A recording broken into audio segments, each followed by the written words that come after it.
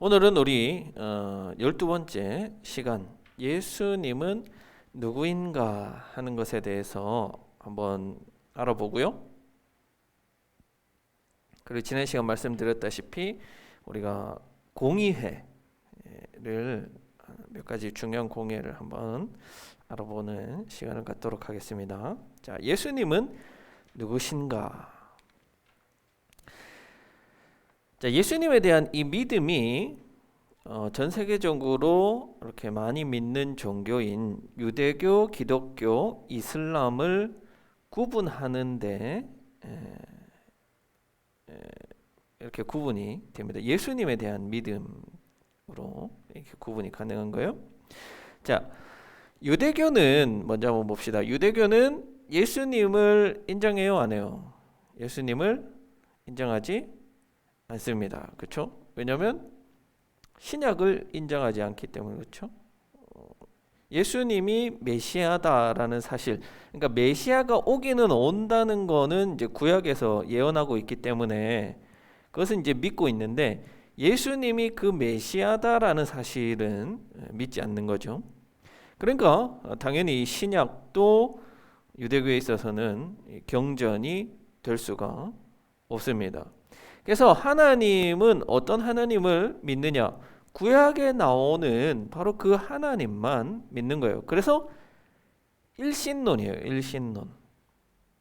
성부 하나님. 그러니까 우리로 치면 삼위일체론에서 성부 하나님만 인정하고 그 하나님을 믿는 겁니다. 자, 우리 기독교는 기독교라는 거는 이 개신교와 구교인 가톨릭을 포함하는 용어죠. 여기에다가 또 하나가 더 추가가 되죠. 바로 종교회.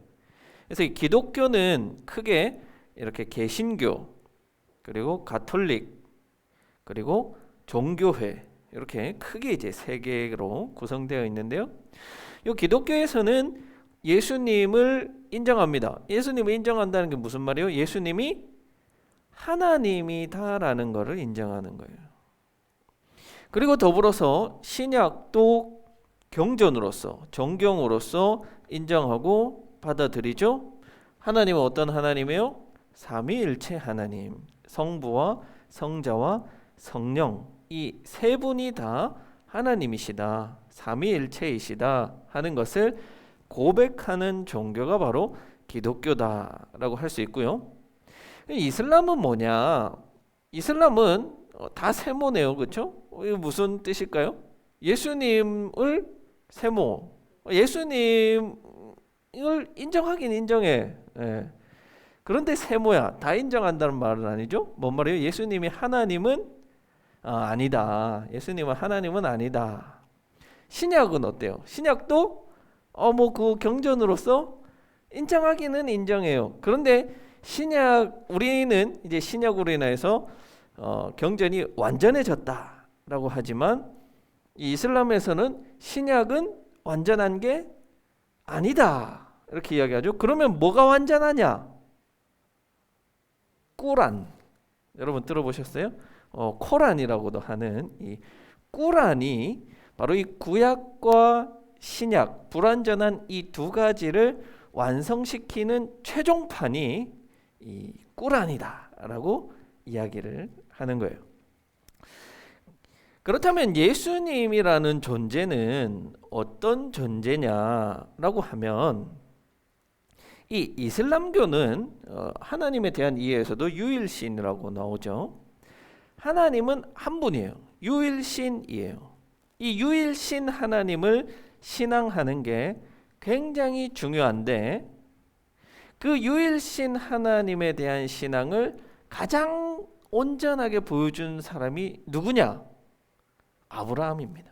그래서 이 이슬람교를 아브라함교라고 하기도 해요.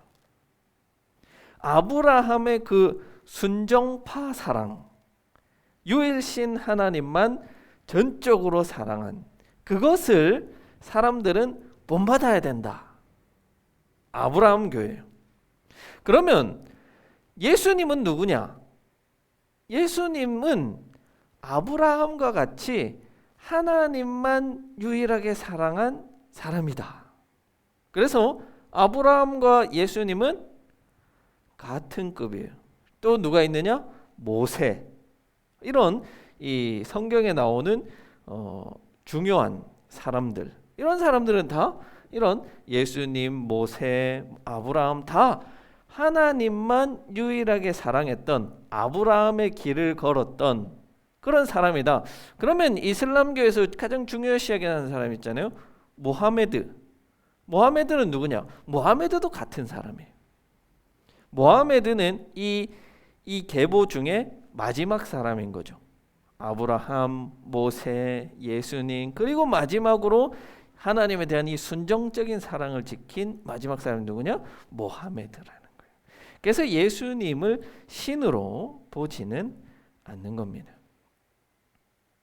자, 이렇게 유대교, 기독교, 이슬람을 구분하는 것, 그 구분되는 특징적인 것은 바로 예수님을 누구로 고백하느냐에 따라서 구분이 어느 정도는 가능하다는 겁니다. 물론 우리가 유교라든지 뭐 다른 종교와 비교해서 우리 종교는 하나님을 믿는 종교죠, 그렇죠? 그것이 이제 근본적으로 차이가 있어요. 그런데 그 안에서도 차이가 나는 것은 바로 예수님이 누구냐 하는 이 이해가 차이를 만들어내는 거예요. 그래서 궁극적으로 그리스도인들은 예수님이 그리스도이시다, 메시아이다, 기름 부음 받은 자이다, 하나님이다 라고 고백하는 사람들이 그리스도인이라는 거예요.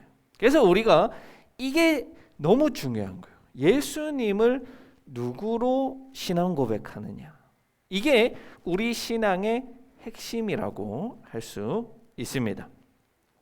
자, 우리가 앞서 삼위일체론을 이야기할 때 살펴봤듯이 이렇게 예수님에 대한 이해가 막 사람마다 다 달랐어요. 어떤 사람은 사람이다, 뭐 신이 가짜로 나타난 거다, 뭐 이렇게 다양하게 예수님에 대한 그 이해가 모두 달랐어요.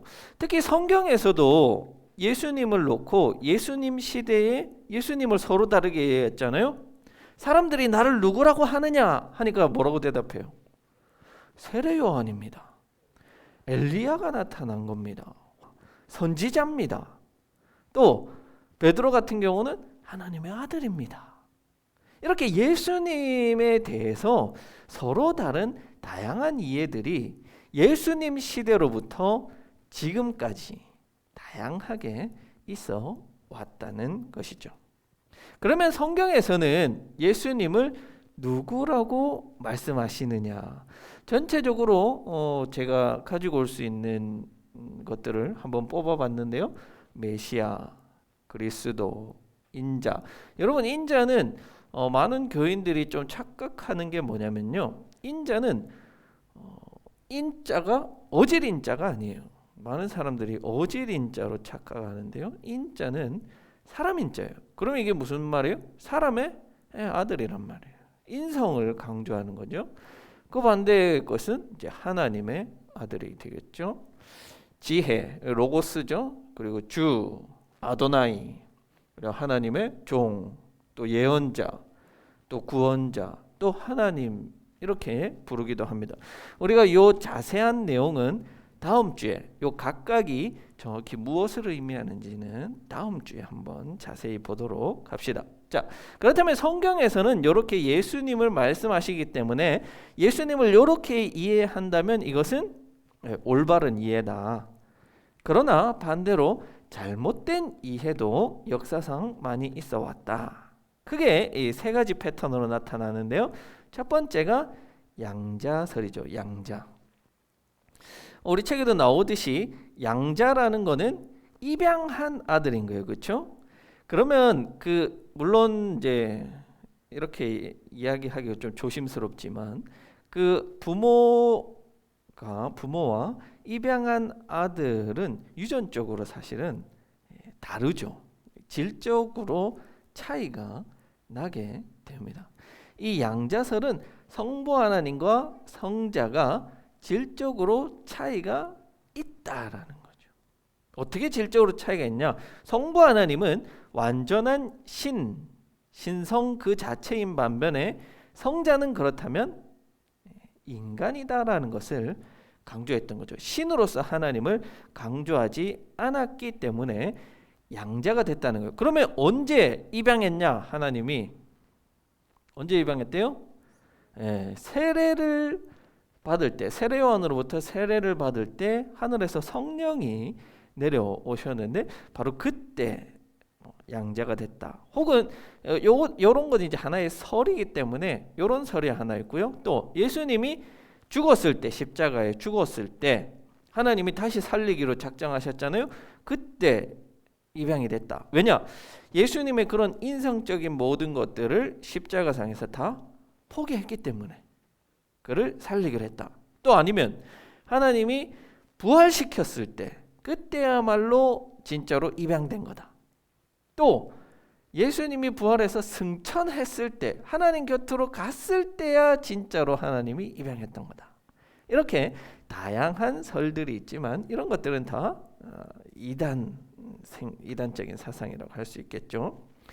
이 양자설의 그 근본은 이렇게 하나님과 예수님 사이에 본질적으로 차이가 있다. 예수님은 하나의 피조물이다. 창조물이다. 그래서 이 양자설의 입장을 따른다면 누구나가 다 제2, 제3의 예수가 될 수도 있는 거예요. 자기를 전적으로 포기하고 하나님 앞에 헌신한 사람은 누구나 제2, 제3의 예수님이 될 수가 있는 가능성이 있다는 거죠. 그래서 우리 책에서는 작은 예수라는 표현을 쓰는 것을 상당히 뭐랄까요? 경계하고 있다고 할 수 있습니다. 작은 예수뿐만이 아니라 또 이런 표현도 우리가 쓰거든요. 그리스도의 장성한 분량에까지 자라난다. 이런 표현들. 여러분, 이런 표현들을 우리가 조심해서 써야 할 필요는 있지만 쓸 수 없는 것은 사실 결코 아닙니다. 왜냐하면 성경이 아니죠. 우리 책에서 이야기할 때 이 작은 예수라고 하는 이런 표현은 하나님이 될 수 있다, 100% 될 수 있다라는 것을 가정할 때 쓸 수 없다는 거죠. 그렇죠? 그러나 다만 우리가 그렇게 열심히 그리스도의 장성한 분량에 이르기까지 노력한다고 해도 거기에는 도달할 수 없다 하는 것을 인정한다면 이건 크게 무리가 없는 거예요. 작은 예수도 마찬가지예요. 우리가 작은 예수로서의 삶을 살아가야 한다라고 말하지만 실제로 내가 제2, 제3의 작은 예수가 될 수 없다는 것을 우리가 전제하고, 그런 우리와 하나님과의 질적인 차이가 있다는 것을 전제하고 이야기할 때는 이게 크게 무리가 없다는 거예요. 얼마든지 이야기할 수 있다는 거죠. 그래서 우리는 작은 예수로서의 삶을 살아가야 되고 또 그리스도의 장성한 분량에 이르기까지 노력하는 삶을 살아가야 합니다. 물론 100% 그렇게 될 수는 없지만 99%까지라도 그렇게 살아가는 것이 바로 우리 그리스도인들의 모습이고 하나의 사명이라고 할 수 있겠죠. 두 번째 잘못된 예수님에 대한 이해는 가현설입니다. 가현설은 우리가 계속 했던 거기 때문에 여러분들이 다 이해가 있을 거예요. 가짜로 나타나는 거죠. 가짜로 현현했다. 누가? 성부가. 가짜로 나타났다는 건 뭐예요? 예수님이 실제로 이 땅에서 이렇게 살아가고 밥도 먹고 뭐 생리적인 현상도 다 했는데 그게 가짜로 나타난 거야? 우리가 홀로그램 있죠. 요즘엔 설명하기 너무 편해요. 홀로그램. 마치 그거와 같다는 거예요. 실체가 없는 거예요. 모양은 있지만 실체가 없는 하나님의 아들인 예수는 참된 육신을 입고 온 게 아니라 그런 홀로그램과 같다는 거예요. 이것은 영지주의적 사상을 받아들인 기독교적 사상, 이론이다라고 할 수가 있습니다. 영지주의에서는 어떻게 이야기했어요? 육은 악한 거기 때문에 완전히 선한 하나님이 어떻게 이 악한 것을 입고 올 수 있느냐라고 이야기했고, 이런 사상을 기독교가 받아들이자 이렇게 하나님은 육신을 입고 올 수가 없다. 가연설이 나왔던 거죠. 이에 반해서 성경은 어떻게 이야기해요? 특히 요한복음에서 요한은 말씀이 육신이 되었다라고 분명히 이야기하고 있어요. 육신이 되었다. 빌립보서에서도 바울이 정확히 이야기하는 것은 예수님이, 하나님이 스스로 자기를 비워서 종의 형체를 가졌다. 종의 형체. 인간의 육신을 입고 오셨다 하는 것을 분명히 밝히고 있고, 복음서에서도 마찬가지잖아요. 복음서에서는 마태, 물론 마가복음에는 없습니다만 누가 다 예수님의 탄생 설화를 기록하고 있어요. 그것은 예수님이 가짜로 온 게 아니라, 가짜로 태어난 게 아니라 인간의 몸을 빌어서 정말로 인간으로서 태어나셨다는 것을 사람들에게 보여주는 거죠. 여러분, 예수님이 신이라면, 하나님이라면 그렇게 인간으로서 태어났다 하는 것은 마이너스예요. 사람들이 믿기에는. 그러나 그렇게 굳이 예수님의 탄생설화를 적고 있다는 것은 예수님의 인성, 예수님의 인간 되심, 100% 인성을 가지고 계심을 강조하고 있다 하는 것을 이야기하고 있다고 볼 수 있겠죠. 마지막 세 번째는 양태론입니다. 양태론은 뭐라고 했죠? 가면을 쓴 거예요. 가면을 쓴 거. 성부 하나님, 그러니까 유일신 하나님이 시대에 따라서 혹은 상황에 따라서 가면을 쓰고 나타났다는 거예요. 구약 시대는 성부로, 예수님 시대에는 성자로, 또 교회 시대는 성령으로 가면을 쓰고 나타났다. 그래서 이런 이해를 할 때 생기는 문제는 뭐냐? 우리 책에서는 뭐를 하나의 문제로 보고 있어요? 성부 순환설이라는 문제가 생길 수 있다라고 합니다. 성부 순환설을 굉장히 부정적으로 쓰고 있어요. 물론 우리가 전통적인 철학의 경향에서 보면 성부 순환설은 있을 수가 없는 거예요. 왜요? 하나님은 완전하신 존재이자 하나님은 절대적인 존재인데, 그런 존재가 순환을 당한다? 고난을 당한다? 십자가에서 죽음을 경험한다는 것은 있을 수가 없는 일이죠. 전통적인 철학에서는 있을 수가 없는 일이에요. 다만 몰트만이라는 신학자가 십자가에 달리신 하나님이라는 책을 통해서 성부가 십자가에 달리셨다라는 사상을 피력하기도 했는데요. 이거는 또 현대 신학계에서는 인용되고 있어요. 또 많이 활발히 논의가 되고 있어요. 그렇다는 것은 성부의 순환당하심에 대해서 충분히 이야기할 여지가 있다는 거죠. 왜? 삼위일체 교리에 의하면, 보세요. 십자가에 달리신 게 예수님이시지만 예수님만 십자가에 달렸다, 성령과 성부는 그 자리에 없었다라고 한다면 이게 삼위일체론이에요? 삼신론이에요. 이건 성부와 성자와 성령은 항상 함께 계시고 상호 내주 상호 침투하신다면 예수님이 경험하신 그 고난, 예수님이 경험하신 그 죽음, 그것이 어떻게 성부와 성령에게는 영향을 끼치지 않을 수가 있겠어요? 삼위일체이신데. 그렇잖아요. 우리가 10손가락 깨물어 안 아픈 손가락 없다, 이런 표현을 쓰는 것처럼 예수님이 비록 십자가에 고난당하셨지만 그 자리에 함께 고난당하시고 함께 아파하신 것이 성부 하나님이고 성령 하나님이라는 것을 충분히 우리가 이야기할 수가 있겠죠. 여러분이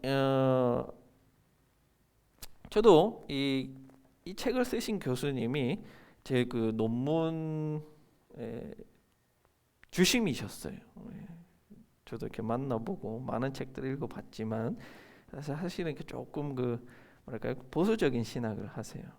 다만 저는 이런 너무 전통적인 것, 너무 보수적인 교리와 그런 것들에 갇혀서 신학이나 신앙을 하게 되면 학문적인 발전이 없다는 거예요. 새로운 것들이, 하나님에 대한 새로운 이해들이 하기가 어렵다는 거예요. 교리에 갇혀버려요.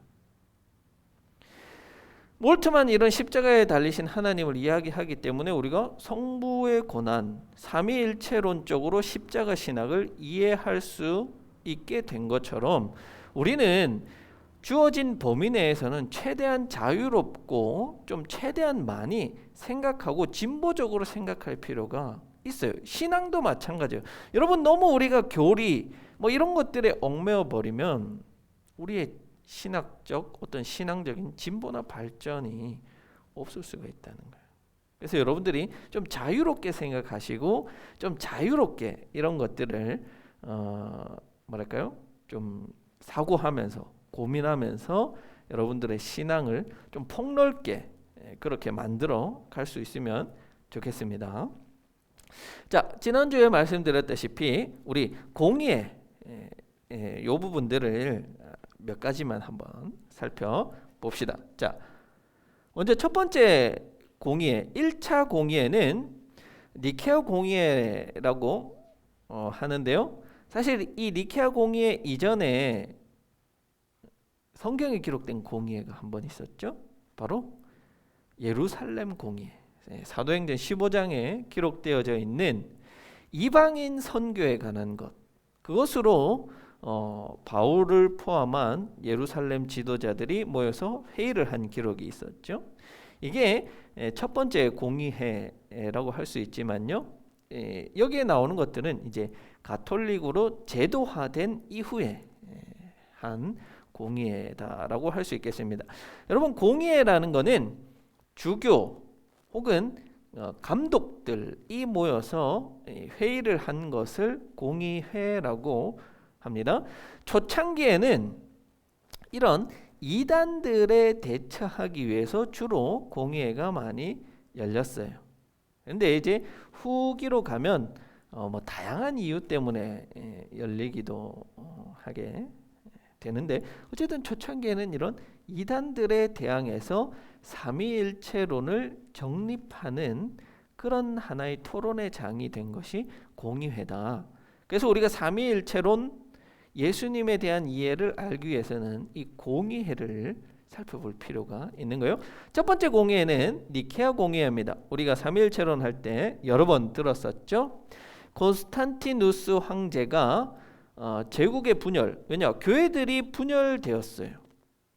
성부와 성자가 동일 본질이냐 아니면 유사 본질이냐, 아리우스주의였죠. 호모 이우시우스냐 호모 우시우스냐, 이 논제로 교회가 분열하자 콘스탄티누스 황제가 감독과 주교들을 소집합니다. 약 한 1800명 정도를 소집한 아주 대규모 공의회를 열게 됩니다. 그래서 결론적으로 여기서는 니케아 신조를 선택하죠. 이 니케아 신조에서는 호모 우시우스, 성부와 성자는 동일하시다, 동일 본질이다라는 것을 명시한 니케아 신조를 채택하게 되죠. 그리고 더불어서 여러분, 이 공의회에서는 한 가지 의제만 다루는 게 아니에요. 여러 가지 의제를 다뤄요. 또 한 가지 결정된 것은 이 부활절의 날짜를 결정하게 됩니다. 왜냐하면 이전까지는 동방교회와 서방교회가 부활절 날짜가 달랐어요.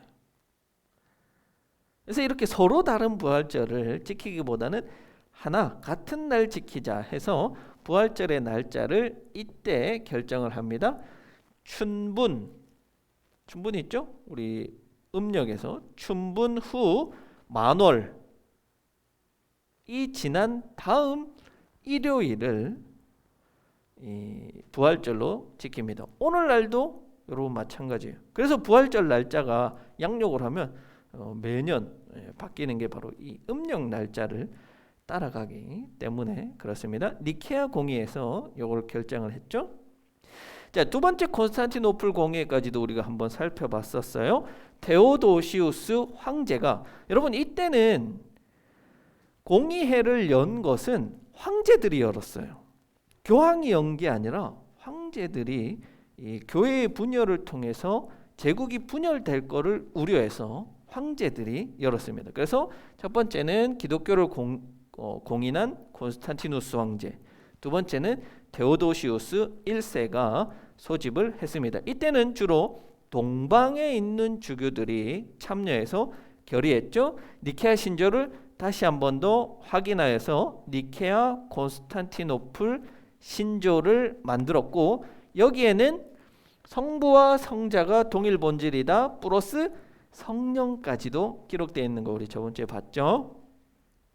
그리고 또 아리우스파를 단죄했고, 네스토리우스, 이 네스토리안주의 혹은 네스토리우스인데요. 이게 이 뒤로는 이제 계속 문제가 돼요. 뭐냐면 이성론이라는 거는 예수님의 인성과 신성이 구분된다 라는 게 이성론이에요. 그리고 또 가연설, 예수님이 가짜로 나타났다 하는 이 가연설들을 이단으로 정죄를 합니다. 세 번째 한 공예는 에베소에서 있었는데요. 데오도시우스 2세가 소집을 합니다. 자, 이때는 알렉산드리아의 주교인 킬리루스, 이 알렉산드리아와 콘스탄티노플이 동방교회와 서방교회를 대표하는 이런 분열된 대표예요. 그래서 알렉산드리아 주교 킬리루스는 테오도코스, 하나님, 테오라는 것은 하나님이죠. 하나님의 태어남이에요.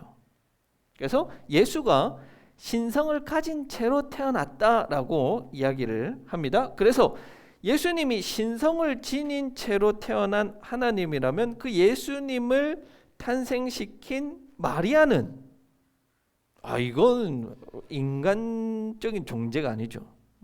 거룩한 어머니, 성모다. 감히 그냥 인간으로서는 할 수 없다라고 주장을 하는 게 바로 이 테오도코스죠. 그에 반해서 콘스탄티노플의 주교인 이 네스토리오스는 그리스토코스, 그리스도가 태어난 거다. 그리스도가 태어난 거다. 그 말은 신성과 인성을 분리해서 이야기를 한 거예요. 그래서 신성과 인성은 완전히 독립된 두 개의 어떤 존재로 예수님 안에서 구분이 될 수 있다. 그래서 어떤 때는 막 이렇게 기적 일으킬 때는 막 신적인 게, 또 어떤 때 뭐 밥 먹고 이럴 때는 또 사람이 작용하고 인성적인 게 작용하고, 이렇게 완전히 구분된다라고 하는 이성론, 이 두 가지가 격돌하게 됐는데 결국에는 데오도코스를 인정합니다. 그리고 이 네스토리오스를 이단으로 결정을 합니다. 그래서 오늘날까지도 마리아가 성모다라는 이 사상을 가톨릭 교회는 가지고 있죠. 바로 이때 결정이 된 겁니다. 그래서 네스토리오스를 이단으로 결정을 했는데 이 문제가 끝나지가 않아요. 아리우스주의도 마찬가지였잖아요. 니케아 공예에서 결정했는데 안 끝나요. 또 이어집니다. 4차 공예로. 칼케돈 공예에서도 마찬가지로 이 네스토리우스 이성론에 대해서 계속 그 제국에서 많은 교회들과 추종자들이 있었기 때문에 그것에 대해서 다시 논의를 합니다. 그리고 이 시기를 보면요, 431년, 451년 기간 차이가 크지가 않은 걸 볼 수 있어요. 마르키아누스 황제 시기에 이번에는 황후가 소집해요. 이 뒤에 보면은 황후가 이 공예를 소집하는 경우들이 더러 있습니다.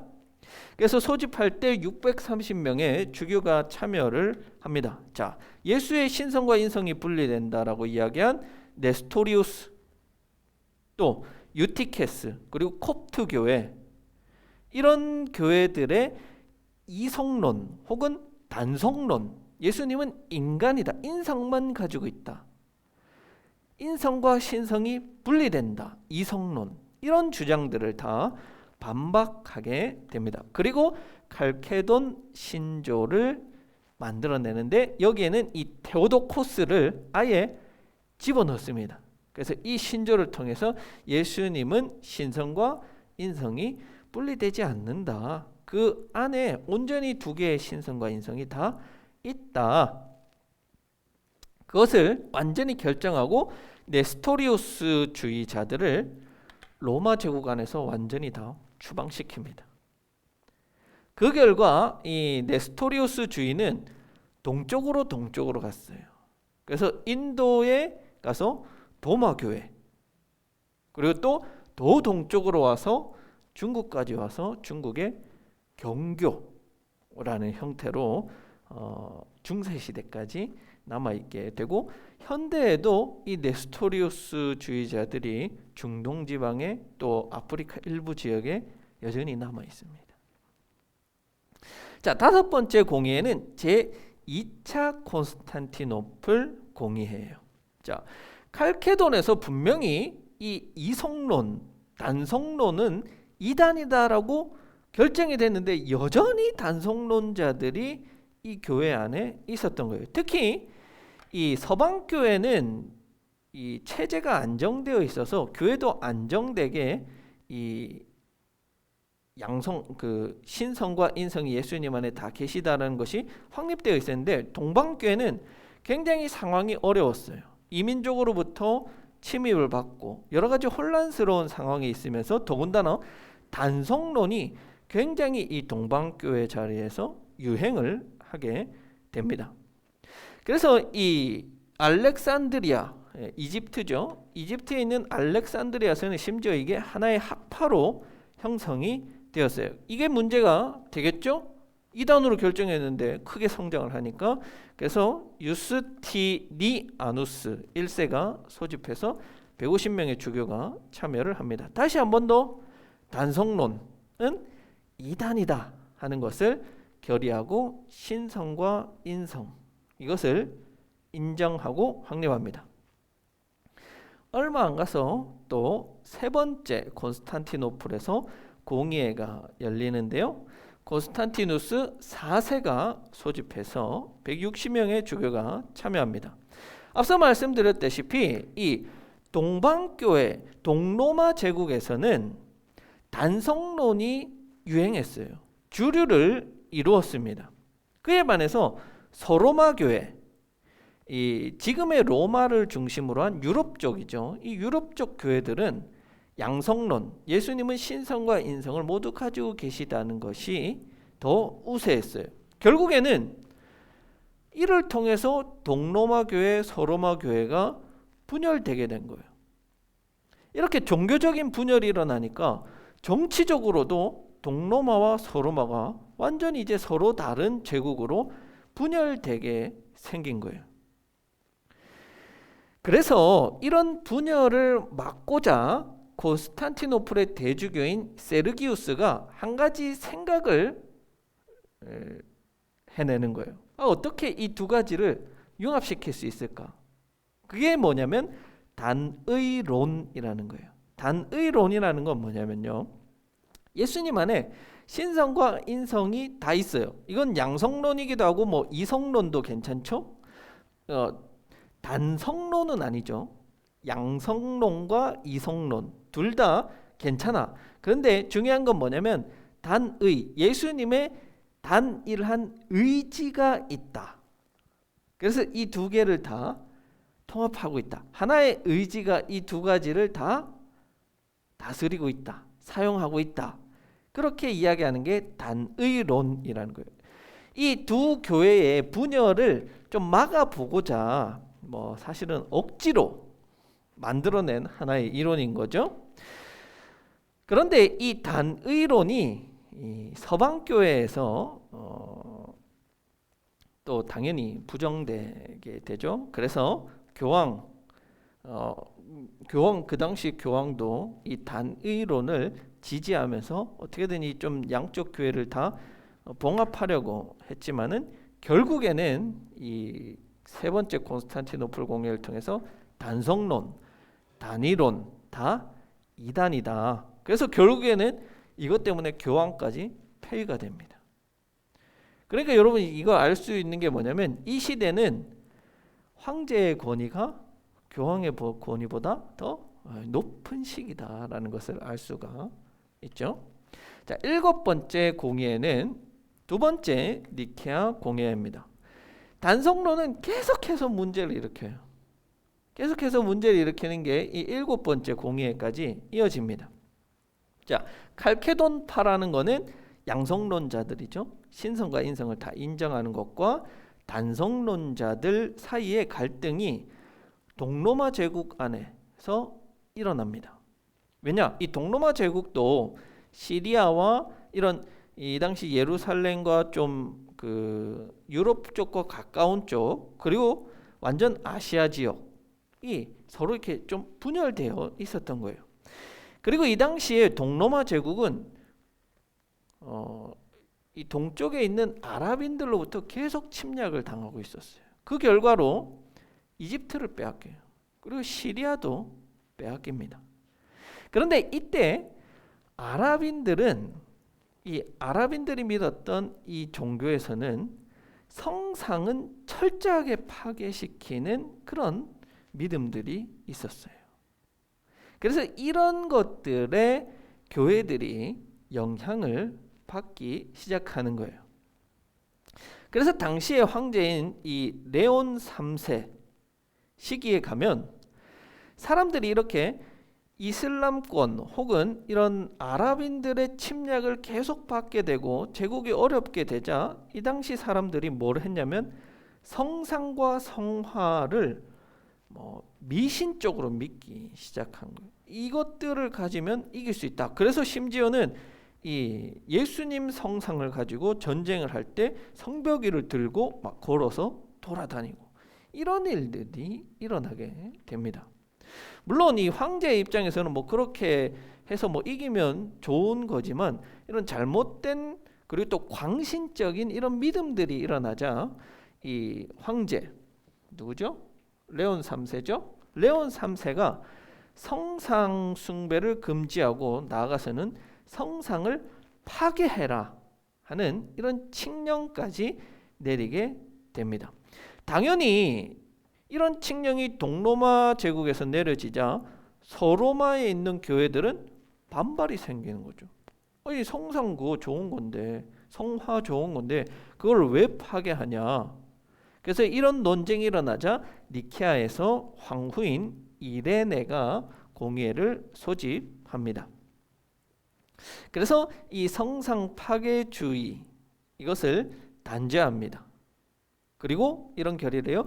그리스도에 대한 성화와 성상은 공경해야 하는 대상이다. 그래서 오늘날까지 가톨릭 교회 안에는 이런 성화와 성상이 많이 존재하게 되어 있죠. 그리고 또 결의한 게 주교는 시편 150편을 다 외워야지 주교가 될 수 있고 성경에 대한 전반적인 지식이 완벽해야지 주교가 될 수 있다 하는 이런 것도 결의를 합니다. 여러분, 이 성상 혹은 성화의 문제에 있어서는 우리가 조금 그 시각을 넓힐 필요가 있습니다. 동방교회, 정교회에서는 이콘이라 해요. 이콘이라고 하는 것들이 뭐냐면 성화인데요. 이 성화들이 교회당, 예배당에 가면 벽에 빼곡히 걸려 있습니다. 예수님의 일생이라든지 이런 것들을 그림으로 쭉 그려놨어요. 여러분, 이걸 우리가 어떤 하나의 성상이라고 해서 10계명, 제2계명에 우상 숭배하지 마라, 이런 것들을 적용할 수가 있을까요? 그건 조금 너무 과한 적용이겠죠. 네. 우리가 그냥 그림을 보고 은혜를 받는다거나 그림을 보고 깨달음을 얻으면 그것 자체로 족한 거지, 우리가 그림 자체를 어떤 하나님의 현현이다 혹은 하나님이다 이렇게 생각한다면 그거는 이렇게 문제가 될 수 있겠지만, 그게 아닌 입장에서는 충분히 우리가 그런 것들을 우리 신앙의 증진의 하나의 요소로 사용할 수 있다. 그렇게 충분히 여러분들이 조금 넓은 시각을 가지실 수 있으면 좋겠습니다. 자, 그리고 이제 7차까지는 이런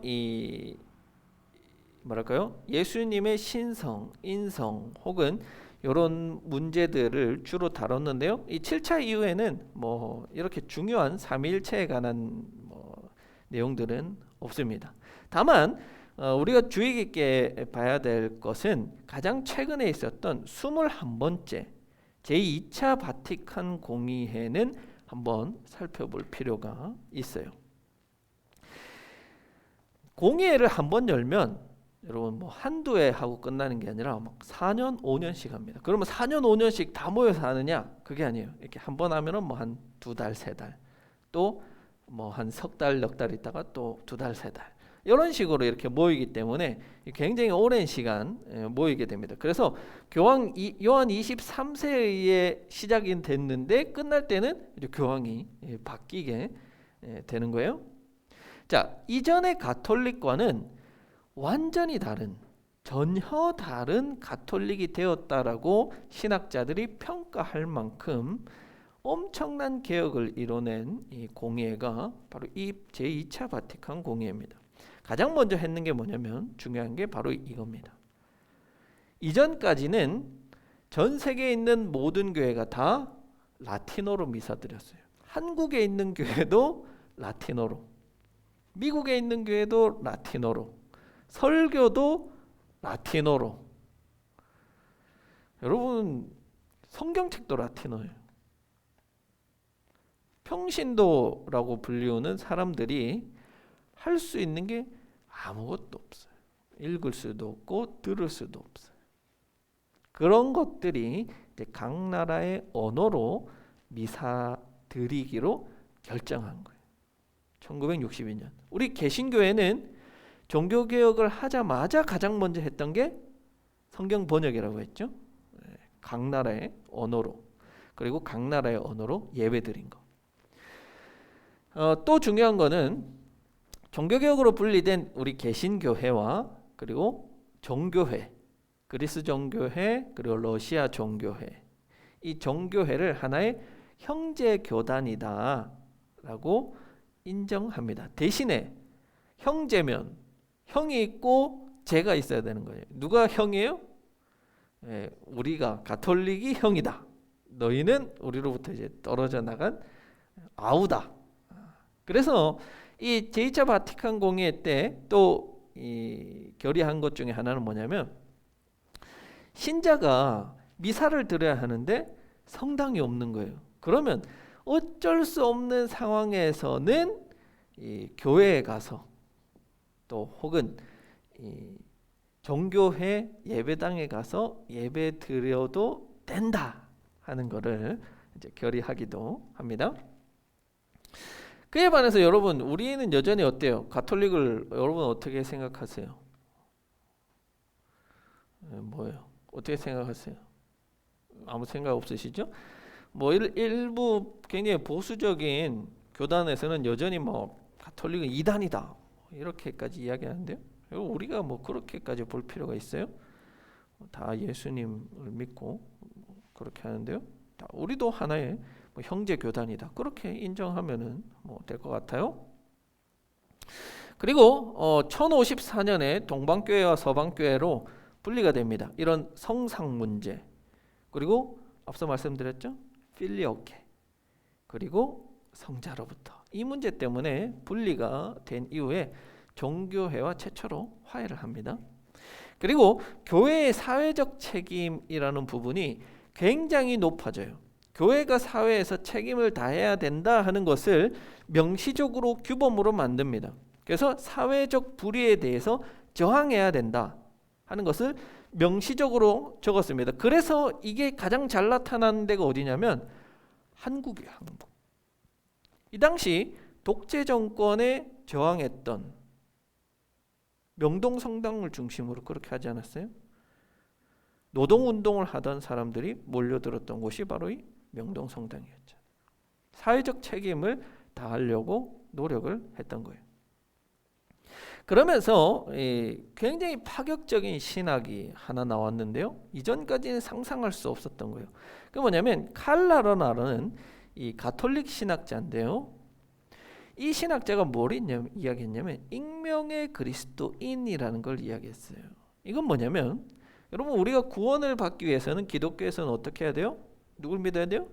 예수님을 믿어야만 구원을 얻을 수 있다는 게 우리의 핵심이었어요. 그런데 이 칼라노라는 신학자는 하나님의 선하심을 닮은 사람들이 우리 교회에만 있는 게 아니라 교회 밖의 사람들에서도 있을 수 있다. 그 선하심을 닮아가는 사람이라면 누구나가 다 그리스도인이 된다. 하나님의 자녀가 된다. 구원을 열어버린 것. 물론 하나님, 예수님을 하나님으로 고백하는 우리들에게는 그 구원은 당연한 것이지만 이렇게 교회 밖에도 익명의 그리스도인이 있을 수 있다라고 이야기를 했고요. 그리고 타 종교 역시도 배척해야 된다, 혹은 뭐 공격해야 된다 이런 것이 아니라 타 종교에도 그 어떤 하나님의 선함이 부분적으로 담겨져 있기 때문에 그런 것들을 인정하고 그런 종교와의 교류를 통해서 우리가 하나님을 더 잘 알아가는데 사용할 수 있다. 그것을 인정을 합니다. 그래서 이 가톨릭은 이 바티칸 공의회를 통해서 굉장히 폐쇄적이었던 그 교회가 굉장히 뭐랄까요, 이렇게 오픈되어진 그런 모습을 보여줍니다. 자, 이렇게 공의회를 우리가 한번 쭉 살펴봤어요. 가톨릭 교회가 그래서 이런 이유기 때문에 이런 성상을 가지고 있구나, 여전히 성모를 숭배하는구나, 혹은 이런 특징을 가지고 있구나 하는 것들을 여러분들이 한번 알 수 있게 되었습니다. 가톨릭뿐만이 아니라 이런 것들을 통해서 이 비교를 통해서 우리 개신교는 그러면 앞으로 좀 어떤 방향으로 개혁하고 또 어떤 방향으로 나가는 게 좋은가? 여러분, 그 한국 사회에서 가장 신뢰받는 종교가 천주교입니다. 왜 그렇게 되었을까요? 예전에는 개신교였는데 지금은 천주교입니다. 이런 영향들이 충분히 있지 않겠습니까? 교회의 대사회적 역할을 충실히 한 결과다. 우리 교회들은 어때요? 다 이제 교회 안으로만 들어갔잖아요. 그렇죠? 이것들을 우리가 다시 좀 개혁해서 좀 이런 교회 밖으로 나가서 교회의 대사회적인 역할들을 좀 감당할 그런 필요가 있어 보입니다.